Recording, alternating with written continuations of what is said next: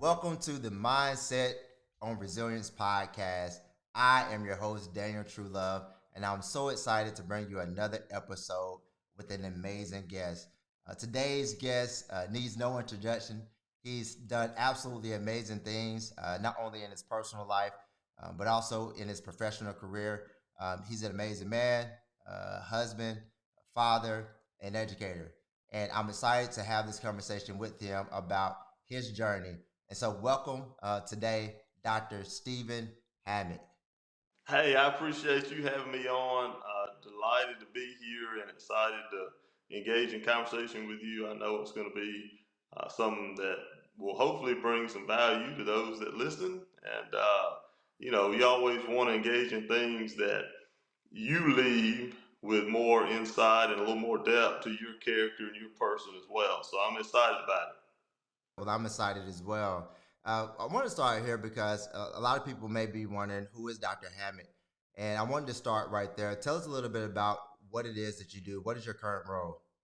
I currently practice as an assistant principal at a high school in Georgia, Stockbridge, Georgia, where we have about 1,400 kids in our building. But that really is a deep question though, and who am I, right?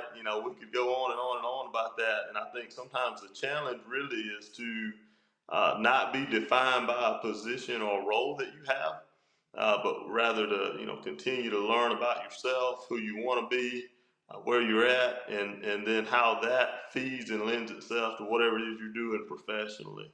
But I do currently practice as an assistant principal at a secondary institution in Georgia in Stockbridge. So, as when it comes to your journey, what was your journey to becoming an assistant principal? Like, what type of stops have you had before coming into the role that you currently have? For sure. So I read a book one time, and I'll just start with that, man. I read a book, and the whole premise of that book talked about how that little kid is always in you, right?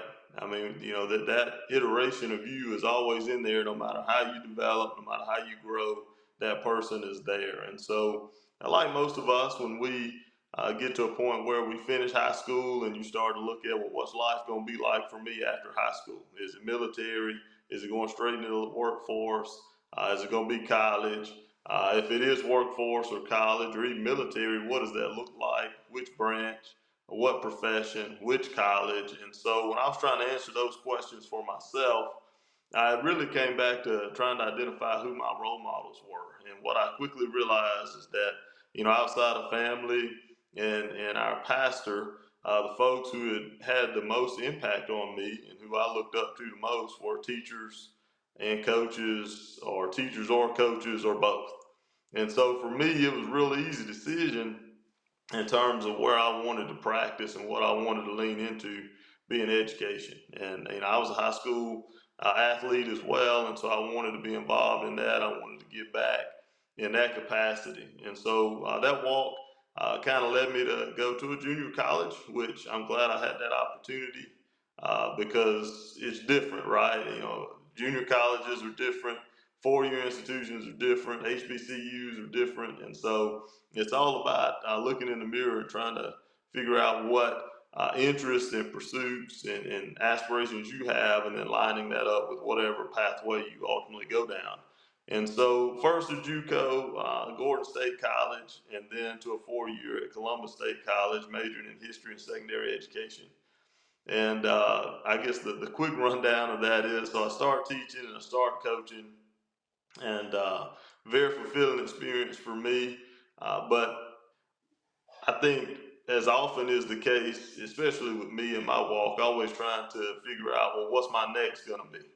Where can I be where I'm having the most influence, if you will, and where I'm getting the most out of my skill set and my experience and what unique qualities I have to offer. And so that ultimately for me was two things. I wanted to continue my educational journey, which again involved leaning into things that I was both passionate about and interested in. And so, master's in sport management from Georgia Southern was the next step, and then 6-year specialist in education and educational leadership again at Columbus State, and ultimately an educational doctorate in curriculum and leadership at Columbus State as well. And so professionally, going back to wanting to have an opportunity to directly or indirectly influence as many people as I could, I started to look at what that looked like for me job wise and role wise. And, as a teacher in my classroom, I had an opportunity to impact, maybe 120 kids, not in addition to the 30 or so that we had in athletic programs I was leading. But what I felt though, if I got into leadership, that would give me an opportunity to directly or indirectly influence the whole building. And so, the long and short of that was that opportunity came to be an assistant principal in Tuscaloosa, and then an opportunity to be a principal in Chambers County, Alabama, and which I was able to do. After a short time, our school was consolidated into two other schools, and so I moved into a central office role, which I also felt very good about because it was right in line with, again, now instead of having an opportunity to influence a building, when I say a building, that's teachers, that's custodial staff, lunchroom workers, counselors, and students, and their parents and guardians. But then to have an opportunity to do that at the district level was something that I very much enjoyed as well. But as with all things, though, we're a collection of a lot of different elements of our lives, whether it be our faith, our professional walk, our personal walk. And so, as my wife is in hotel management, and she was looking to move to a bigger market, and the Atlanta area certainly was a bigger market than what we were in.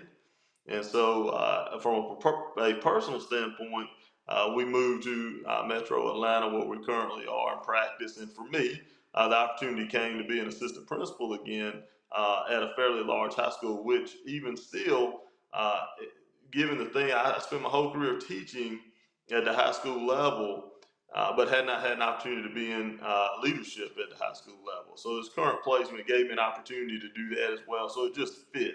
And it's giving me the opportunity every day to work with those high school age kids who, they're close enough to going out into society that they listen a little closely or more closely to what you say to them. And so, you know what I mean? Yeah, absolutely. So one thing, one of the things you said is that you were in the classroom and you had that desire to kind of like figure out what was your next. So was it always like when you said, "Hey, I'm going to go into education," you made that decision. Was it always, to be a principal? Was it always like was that the goal from the beginning, or did that kind of come as you learned more, you grew, and you had a desire to do more than what you were doing? A heightened awareness is what I would say. We kind of, and I think that's been a big realization to me. I spent a lot of time reflecting on experiences because it's kind of travesty when you encounter things in your walk and that's it. It's a one off. It's just something that happened one time. So I try to add layers and depth, right? Because a lot of times, we think about our walk as very linear. We're born, we have kind of these errors, if you will, in our life, early childhood, middle grades, high school, young adult, midlife, senior years, retirement. So we think linear, but there really is a lot of depth to that line, though. How thick is your line? Does that make sense? I love thinking about it like that. We got these 2 points, birth and death, and so those are the points, and then there's this line that connects the two. But how thick is your line? And so, with that being said, awareness is a big thing with me, and I think initially my eyes, like I said, trying to find out what had been most impactful to me at that point was on teachers and coaches. And so, as I had an opportunity to get into leadership, or rather to get into the classroom and in teaching, then I had an opportunity to observe some different actors, right? Some different roles. And so, to answer your question very pointedly, what led me to get into leadership? It really was the opportunity to also have more uh, capacity to define the environment in which I was working. And so I think that's a big part of it. So much of what we experience goes back to environmental factors. And so in my classroom, we talk a lot about alignment at our place. For a student, if you have one teacher that's really doing some desired things, that's providing structure, that's keeping transition time to a minimum, that's really bringing everything back to standards and learning targets for the day, and providing learning centered, student centered opportunities, all those things that we look for. But if that's just happening one time during the day, that can, one, cause the other teachers that aren't doing that some hardship, because those kids lean into those experiences, right? They know what they like, they know what helps them to learn. And so when that's not happening across all 4 blocks or 7 periods, whatever the environment looks like, it also can be confusing to a student. And so in my classroom, I'm only going to have as much success as we really collectively are having as a building. And so I just wanted a little more reach than my classroom. And so leadership definitely gives you that opportunity to do so. You can walk into a building and just feel more so than see and hear. Sometimes you can walk in that building and just feel the climate and culture. And school leadership is very, very instrumental in what that feel is going to be, because it goes 2 ways, right? I like this, I don't like this. And so really just an opportunity to have a bigger brush. One of the things I often talk about when I go and speak is that element that you just spoke about, like that there's literally can be kind of like a roller coaster effect that happens in schools. And so let's say you're doing an amazing job as a teacher, or you're doing an amazing job as a school leader, and because of the amazing relationship that I have with you, when I get connected with you, what I'm at 10. But then someone else has maybe a different understanding or a different objective, and so when I'm with them, it goes a little bit down, and then the next person goes up. And so students and even educators can have kind of like a roller coaster effect as they're going throughout their days. And but the most important thing, what you said, is when you can walk into that school and you can just feel it. That more so creates this what as I'm going throughout the day, it's kind of like even keel. Like there's no ups and downs. It's just like everything is what it is. And so I love the fact that you're doing that, which actually makes me think about this. So, in order to be able to have create a culture like that, I think it comes with like setting the tone, right? So, talk to me a little bit about like what type of confidence do you have to have in order to operate as a assistant principal, school leader? Well, I think there's several things you have to have, and you hit confidence is definitely a big part of that. But how do we build confidence? How do we get to a point where we're able to identify our capacity and the level of, because to me, confidence suggests how I operate, how I move, and the level of discernment that I have throughout my day. And I think those things are developed through opportunities for learning and absorbing those opportunities for learning and not wasting experiences. I read quite a bit, and one of the things I read actually was sent to me by a friend of mine. He talked about the notion of don't waste it.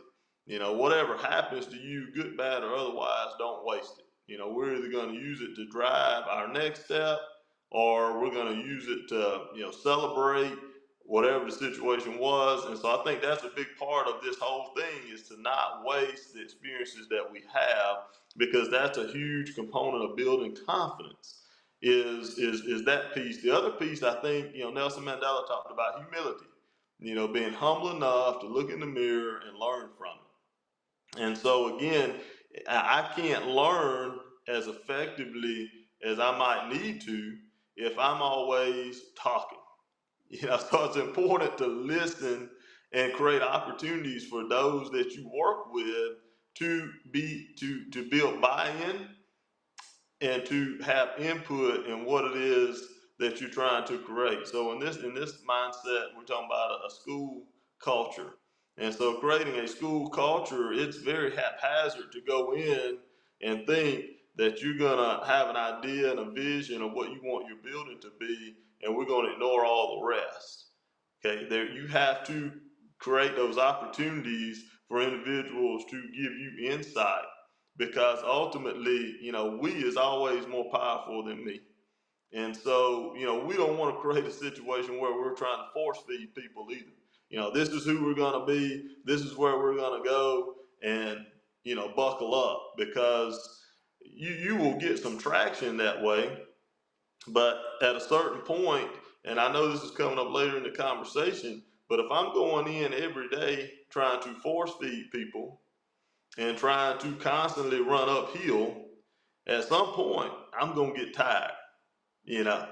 And so when I get tired, I can no longer be as effective as I need to be. And so going back to the confidence piece, I think, there's always a next step in continuous improvement. There's always a next step. And that's been the one non-negotiable when I've come into, whether now it's leading departments or previously as a principal leading our entire building, or, as a central office person in school improvement leading that department. The one non-negotiable is continuous improvement. We had to be open to that. That's the one thing we all have in common, whether I'm the best performing teacher, the best performing student, or someone that has a lot of opportunity for growth with regard to a teacher or a student or an administrator. Is continuous improvement, because we all can get in that on that bus and be headed toward continuous improvement. And so I think it just all go back to me to heightened awareness. And that's what gives me confidence. There are things that I'm aware of now that I didn't necessarily know earlier in this walk. And I can lean into those things and I can share those opportunities, because you know what you know. And we have to understand that what I know, there might be a lot more to that. One of the things that I feel like I took away from that is like this concept of failing forward. And one of the things you said is never waste an opportunity. Everything that we have is an opportunity for us to grow, is an opportunity for us to learn. And so, how has failing forward, kind of led to the confidence that you have? Like, were there ever moments to where you maybe thought it was let's say a failure, but it was much so an opportunity for growth? Yeah, man, I fail every day. We probably all do. I think, I'm a big Mike Tomlin guy from the standpoint as head coach of the Pittsburgh Steelers, and he talks a lot about the standard is a standard. And so I think once you identify what your standard is, and you have enough pride and respect for yourself to make sure that that standard is one that's elevated, then you're going to fail. Being a former athlete and a former coach, that was my job to push our players to failure every day, whether it was in the weight room lifting and just get one more, get one more, get one more, or taking reps defensively or swinging the stick, because it's in those opportunities that we're broken that we're able to grow. And so failing forward, a lot of people think failure's got to be something dramatic, and it's really not. You're going to want to quit on yourself countless numbers of times throughout the day, whether you're cutting the grass, you're raking the lawn, no matter what it is, or if it's something you're working toward another degree, writing another book, trying to get along with a classmate.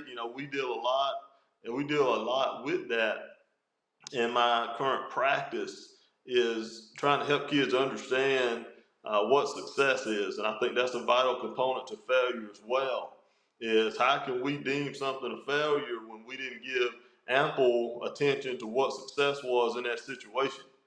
I had two kids come to me one day before workouts, and they said, Coach, we got this project due. Teacher didn't, there was some mix up on when it was due, or we had a question and we didn't get an answer until a little later than we wanted it. And so, can we miss practice today?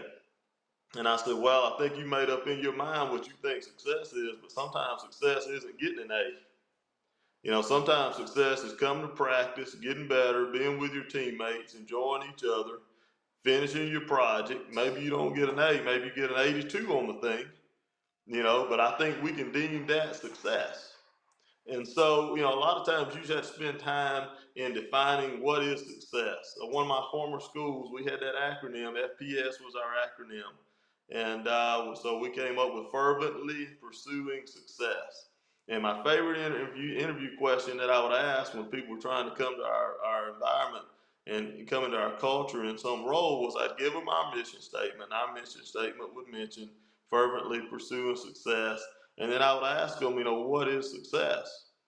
And how do you see yourself in your role helping us get to success?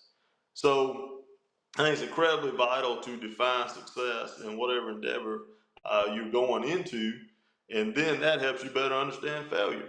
And so failing forward for me, if you have high expectations, and I think that's something that's missing sometimes in our culture is high expectations. And if you have those, you're going to fail frequently. But it's what you do in those moments that your character shines the most, right? And we have that conversation a lot at our place. Your character is not what you do when it's convenient or when it's comfortable. I'm a great teacher when the kids in front of me and they've slept, they've ate, they've studied, and they've got that prior knowledge, and I'm going to execute this lesson. I'm a great teacher. But what about when they've not done those things? Or I'm a great friend when my partner is agreeing with everything that I'm saying, but what happens when we have a disagreement? What happens when I'm wrong? And so we talk a lot about your character shines when you're most mad, you're most frustrated, you're most disappointed, you're most sad. That's when your character truly shines in those instances. So for us in the education business, our data is very cut and dry, and that ultimately determines the level of student achievement. I mean, it's there. They are assessed, and they are where they are. And often, where we're at isn't where we like to be. And so, failure is something you have to get used to. That's why we operate in the vein of progress and growth. Ultimately, in our school environment, if I create an environment where students, teachers, and everybody that's involved in the organization are able to grow and maximize their fullest potential, then regardless, I think that's a win, and that's what success is. So, failing forward is, I think I think the key word there is forward. We're going forward one way or the other. And that's another thing we talk about a lot in our building. That kid's going to exit our building one way or the other. They're going to exit with a great skill set, and with a high school diploma, or they're not going to exit with a high school diploma, but they're going to exit. And so, what will we have done to maximize their opportunity to leave here and be a productive citizen in their walk? I feel like there's an element of vision and also an element of purpose, because you talked about keep going. And when you think about two people, let's say they may be experiencing the same challenge or the same situation, but one doesn't understand how they can make it through that situation, but the other one clearly sees the path, to get through it. Or I think someone has to have a vision of something that's ahead of them, or even to be able to see that there's a purpose that this can play in whatever it is that my life is supposed to be. And so I feel like you've addressed those things, and I do believe that there is a certain element of a mindset that plays a factor into that. And so when it comes to like mindset, what are some things that helps you with your mindset? Will you stand locked in as it relates to the things that you have to do within your profession, or just in general? How do you stay locked in for a long period of time? And I mean, because you've been doing this for a long time, so what's allowed you to be able to do that? Well, I think you hit the nail on the head. I think purpose is a big part of it. Understanding why it is we do what we do. We spend too much time sometimes away from our family, trying to earn a living and provide for them. And like I said, a lot of times that purpose and your professional walk kind of get tied together, whether that's most appropriate or not. Sometimes that happens. But I think on the purpose side of things, I think it goes back to standing in the mirror and knowing that I can't do everything, but I can do something, and so I have to maximize my bandwidth, and just knowing that you certainly, and I think this kind of sums it up. I was talking about the 2 points earlier, and the line in between, and how thick is your line. I think a lot of it comes back as well to just a simple notion that. Um, you have to maximize the opportunity of a lifetime within the lifetime of the opportunity. With the point being the lifetime. Our time is finite, and we don't really know what that end is going to look like and when that's going to be. And so, to me, that is the purpose. I had some folks growing up who were hard workers, I had a grandfather that dropped out of high school in the ninth grade. Went on to doing laborious work, installing heat and air conditions and doing gutter work and things of that nature. But he worked so hard. I had a grandmother that was a really good student that actually she wanted to be a teacher and end up not doing so because of financial situation. So when you kind of think about all the individuals that have had an influence on you, to me that is the purpose. The stuff and the work that I'm doing now is for my kids and their kids and their kids. Because we're going to have an influence on people one way or the other, good, bad. Otherwise, you're going to have an influence on the folks that know you and the folks who you're around. And so for me, that's the purpose. Because if I'm working hard, the person beside me is more likely to work hard. If I'm optimistic and upbeat, the person beside me is more likely to do that as well. If I'm bringing the energy, the person beside me is more likely to do that as well. To me, that is the purpose, is to make sure that the value that I bring is true value and it's helping us to better accomplish our goals. And I think that kind of traverses all elements of life, whether it's personal or professional, right? I want to provide an experience for my kids, my spouse, that is going to be conducive to them going forward and bringing great value and being able to attain the things that they want and the goals that they want to achieve. And the same thing in my professional walk as well. So that is the purpose for me, is to keep running the race. That is where I find fulfillment.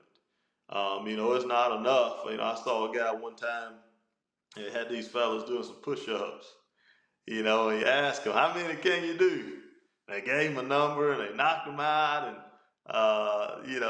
then next thing you know, he's got them doing 10, 15 more push-ups and they said they could do, right?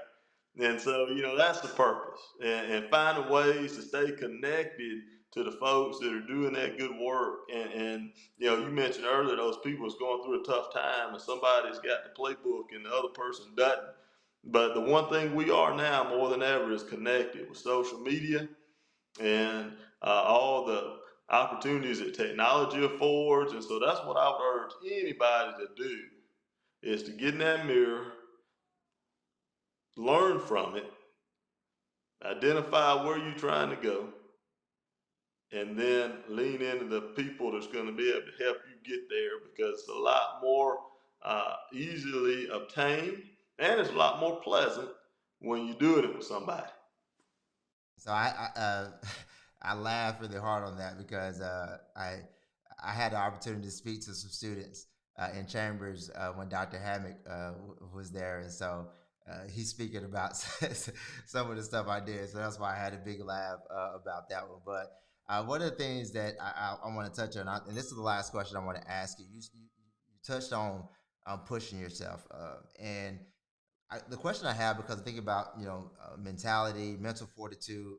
Is there a balance between pushing yourself and having, like, knowing when to stop or knowing when to prioritize self care or mental wellness? For sure, there's a balance there. The biggest thing is consistency.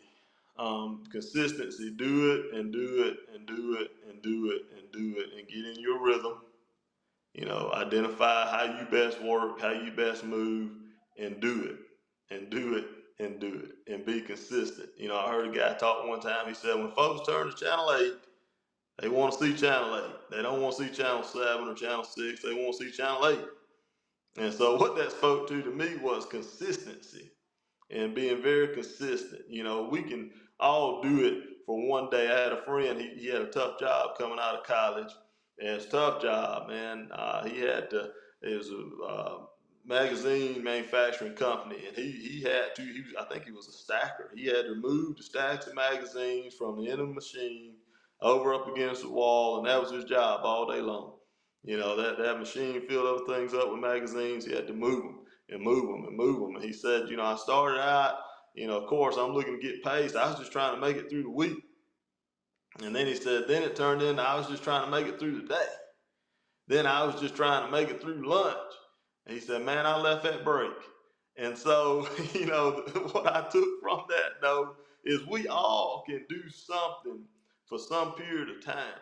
But the value is in doing it and doing it and doing it and doing it. We can all be to work early one day, but can we be the first one there every day? We all can, encourage ourselves to go into, to do the job when we maybe don't feel well one day. But can that just be who we are? And I think it comes back to one of the things I used to try to instill in our athletes is winning is a lifestyle.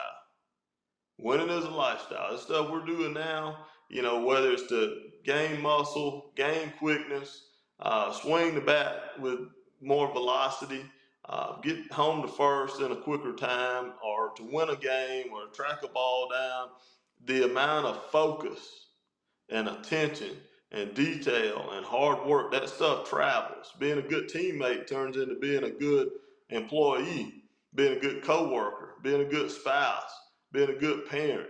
And so every bit of that, winning is a lifestyle and it travels. And so come back to your initial question of mental health. You can do nothing if you're not well. And so we have to listen to ourselves. It's important. Nobody knows you better than you. And so it's so vitally important. There have been too many stories I've heard of, and I know physical health, mental health, of people that didn't listen to themselves. And some people get lucky and they have experiences that enable them to get to better mental and physical health and wellness. Some people don't. And those people that don't, it just is not, they are unable to do the good work because it all starts with you standing in that mirror. Okay, and so we just had to be connected and in touch with ourselves. I read again another reading one time, and the author talked about being so connected and in tune with yourself that you feel the right thing to do above your heart and emotions, above the rationale of the mind. You just feel the right thing to do. And we had to be that connected to ourselves. And I think it goes back to that heightened level of awareness I talked about before. That also travels, the awareness of trying that there are other things to learn, that there are other opportunities to grow, that there are things that I don't know. It also comes right back to you as well, and just being aware of what is my mindset. And, is this me? And taking that time of reflection every day for you. When I was in high school economics, my high school econ teacher talked about the notion of paying you. He said, you better pay you. Every time you get paid, you better pay yourself, because you're going to pay everybody else and you're going to have nothing left. Right? And then it took me 10 years of working before I took his advice, right? But the same thing is true for, that mental health, and taking the time to get in the mirror and think about you and where you're at and where you need to be. And so, sometimes what we want and what we need are two different things. I think both, just to sum up the answer to your question, I think doing the good work and being consistent and relentless and resilient can operate in the same space of us having mental wellness if I take my fulfillment from checking that box every day, answering that bell every day, and being the best me that I can be. One of the reasons why I wanted to ask that is because that's what this is all about. I think that we all have a desire to be successful. We all have a desire to accomplish things within our lives, but sometimes things don't always work out the way that we want them to. I mean, and that's just kind of life. And so I appreciate your perspective on not only what you've done from a personal and professional standpoint, but just the value that you bring into every space that you're at. And that's one thing that I value about you. And so I thank you so much for being on the podcast. And this is how we end. It's called Better Days Ahead. And because I want everybody that comes into this space to have just a positive outlook on what's next, because that's what resilience is what one more rep, as you mentioned it, one more try, one more bat. Just keep answering the call. And so, is there a quote, or is there a favorite, just anything message that you would like to share, just to encourage anybody about the better days that we have ahead? Yeah, I'm gonna lean back into tough times don't last, but tough people do, and I think that's the fulfillment right there of being a tough person. There's nothing that you're gonna encounter that you can't make it through. Nothing. And so if either you believe that or you don't. There's no in between. It's the truth. There's nothing that's going to be formed against you that will prosper. And you can't do everything, but you can do something. So tough times don't last, but tough people do. Awesome, awesome. We definitely appreciate that. Thank you for your time. And so this is the Mindset on Resilience podcast. I'm so excited for our guest who we had today, and want to end like this always is that better days are ahead. So we're going to be resilient. We have to be cognizant. We have to be aware that we have better that's ahead of us than what was behind us. Thank you so much for your time. I appreciate you, Dr. Hammock, and you all have a great day.